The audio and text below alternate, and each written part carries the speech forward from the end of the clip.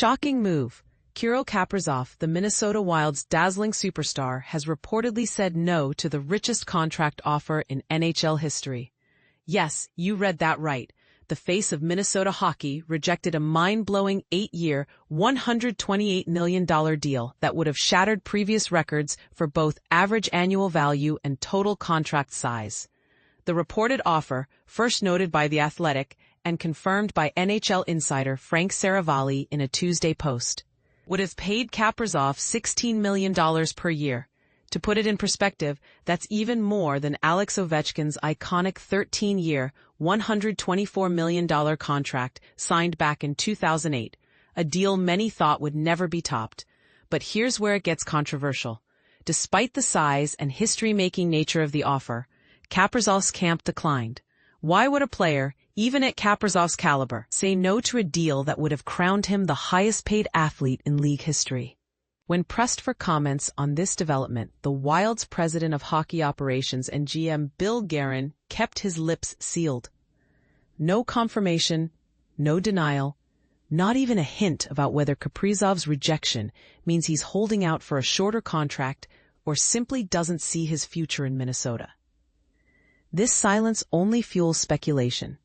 Is this a negotiating tactic, or is something bigger brewing behind the scenes? Adding more intrigue, team owner Craig Leipold recently voiced cautious optimism about the situation. He admitted feeling anxious as key talks approached, yet seemed hopeful that personal connection with Kaprizov and the city's passion could tip the scales their way. I just feel that we're not that far off. When Kirill comes over and gets a sense again for the excitement and love of the city, I think we'll be moving forward in a good direction. And this is the part most fans don't realize.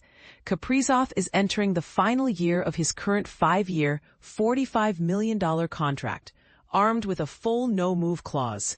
If contract negotiations stall, the Wild face an agonizing predicament. Do they hold on to their franchise cornerstone and risk losing him for nothing in free agency? Like what happened with Marian Gaborik in 2009? Or should GM Bill Guerin start quietly exploring trade options to maximize Kaprizov's value while he still can? It's also important to note that Kaprizov, now 3 times a 40-goal scorer, turns 29, just as this historic extension would start. Yet there's another wrinkle. He missed 41 games last season due to injury. Would this affect his ask? Or is he betting on himself for one more massive payday? Back in May, Kaprizov gave little clarity when asked about his future. "We'll see. I love everything here. It should be all good." Pressed about what matters most in his decision, he was clear. It's all about winning. That's what drives both him and, truthfully, every top athlete. If Kaprizov truly doesn't see his long-term future in Minnesota, the loss would be devastating. The Wild have built their whole strategy around him. He's not just a player, at the very foundation of their ambitions. Here's the question that could divide the hockey world. Should a player ever turn down such record-setting security, no matter the circumstances? Is Kaprizov making a bold bet on himself, or is he risking too much in hopes of something better? What do you think? Is Kaprizov right to reject history's largest offer? Should the Wild rethink their entire approach?